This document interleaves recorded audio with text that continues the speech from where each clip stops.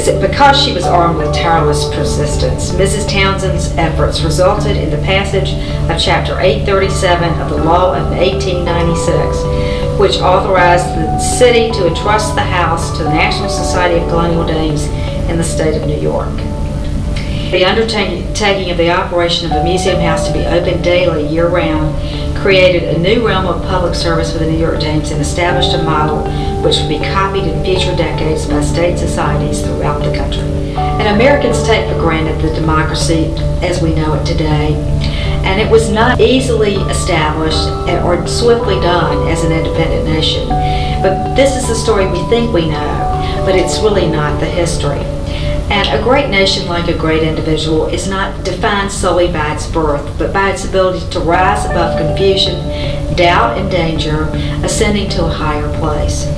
Most young democracies never make it past these struggles, and America proved that it could be done. The rise of the American Republic is one of the greatest stories of all times, and preserving the mementos in the early life of the nation is another great story. This is the seat of one of the first and most successful preservation groups in our nation's history. The founders of the NSCDA and those who have followed in their footsteps demonstrated courage, commitment, and sacrifice when they bought this house and began to preach a message of preservation that is now spread across the country. The story of the house would not be complete without their stories. The NSCDA has proved to be the most famous and longest lasting of this house.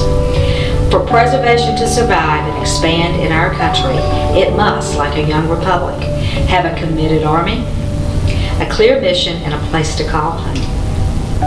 The NSCDA is that army. We are a band of sisters. Preservation is our mission, and Dumbarton House is our home.